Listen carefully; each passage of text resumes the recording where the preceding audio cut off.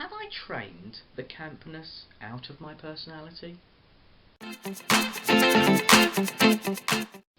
Hey, it's Jay, and welcome to this week's episode.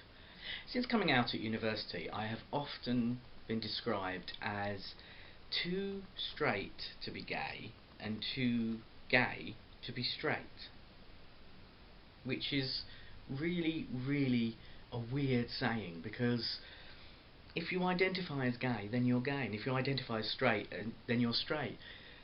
But people say this, and what I think they mean is that actually you're not camp enough to be gay, but you're too camp to be straight. That's what I think people say. And actually, I think my level of campness changes and varies to the situation I am in. Now, I first came out when I was at university, which these days is considered actually fairly old. I was 19 at the time, and during that time I had some very camp moments. I mean, outrageously screaming Queen moments, quite literally at times. And in fact, I still do. I mean, put certain music on, give me a feather boa, put on a certain film, and I am camper than a row of pink tents, as someone once said to me. But a lot of the time, I'm not. A lot of the time, I'm just sensible, stoic even, conservative with a small c, just a guy doing whatever and not really expressing himself in any way. Really. Perhaps it comes from the 8 years that I spent in that great Egyptian river, Denial, or the few years that I was so far in the closet I was in Narnia. And although I don't consider myself to be in the closet now, there are still people who don't necessarily know I'm gay, because it's not something I talk about. It's not like, hey, I'm Jay and I'm gay, you know, ooh, all that rhymes, because it's just not. I don't see it as the be-all and end-all. It's just a part of my life, and I don't need to introduce myself like that to anyone. In fact, last night I came out, as it were, to another person. I've known them for about 3 years, and something came up in conversation, and I just talked about someone that I fancied once, and it wasn't a massive coming out, all was it bells and whistles. It was just, I mentioned it, and he was like, oh, cool, okay. In fact, he didn't even say that. He just said nothing, and then afterwards he thought, I always suspected. I mean, now I think that is such a great response. He didn't say I knew, he didn't was surprised or anything like that. He just said, oh, I always suspected, and then the conversation just moved on. Fantastic response there from a great guy that I know. I think my change of personality, my change in campness personality, if you will, comes about from one fact and one fact only, and that is I work in education. In my mind, I have felt in the past that a teacher cannot be out. A teacher cannot be seen. I mean, I'm going back to, I was trained pre getting rid of Section 28. Section 28 was an Act of Parliament where it was actually illegal to promote homosexuality in schools. So when I trained, that was in my mind. And so I went into school, and I say to people that it is an act, like putting on a persona, but I put on this persona that wasn't camp, that wasn't outrageous, that wasn't giggly and all of that things. It's all things that I can be, and I am at times. But I sort of put that out of my mind, put that somewhere in the back of my mind, because when I was a teacher, when I'm in a school, I cannot be like that, because that's not the right thing to do. That was it was in my mind when I was training, and sadly it's still there now, even though that Section 28 is gone, even though teachers can be openly gay, and it's absolutely fine. I suppose another factor is that growing up in the 80s, there were really no positive gay role models. These days there are a lot more.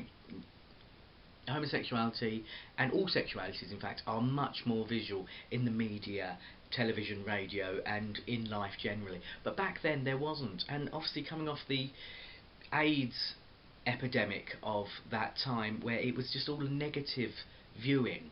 You know, it was seen as a negative thing, and I think that added to the fact that I was suppressing this side of me.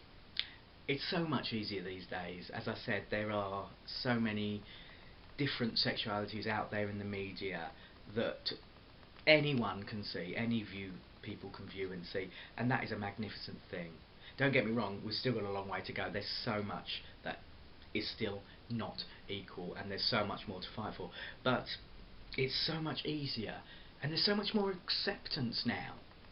Even at a young age, young children are, you know, just like, oh yeah, people are gay, so what? But anyway, going back to the original thing, have I trained myself not to be as camp as I could be? In a way, it'd be so much easier if I could just turn around and say, well, I'm not camp. That's just not part of my character, my personality, but I know it's not true. As mentioned right at the start, if certain songs come on, whether it's on the radio in the car, whether it's at a party, whether I'm out and a song comes on and it's a song that triggers a memory for me, I sing, I dance, I flounce, I wiggle, I giggle, I do all the things that sometimes when I do, people look at me, people who know me, who look at me and go, wow, that's a different side to Jay. Is it really a different side? Or is it just a side that I hide?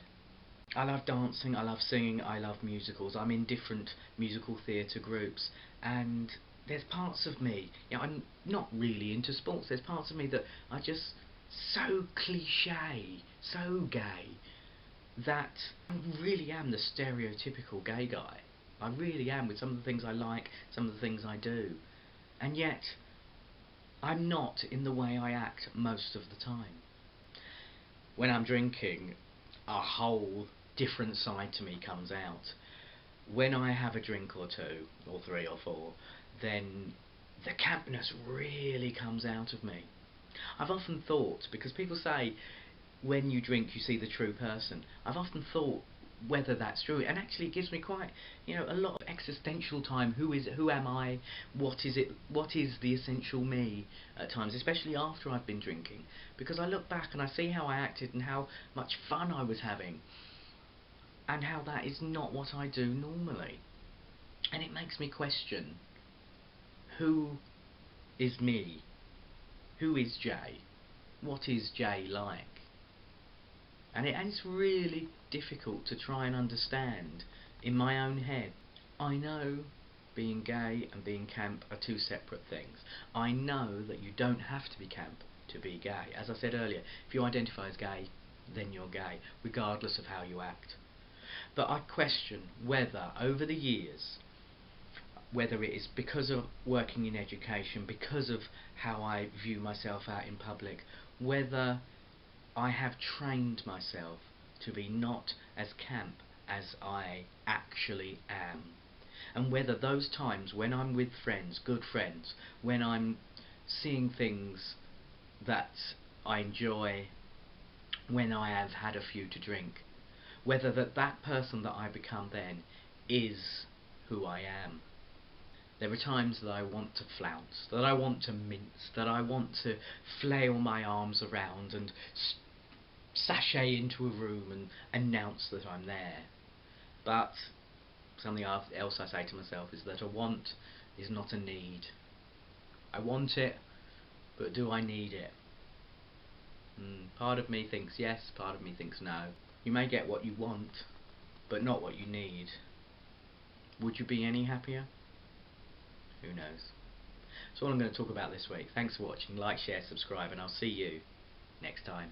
Okay, so proving point from the video that I haven't even made yet, but you're going to see it before me, is that I'm here, I'm with friends, I've had a bit to drink, and my arms are waving around, and the camp is coming out to me. Proves my point. See you later!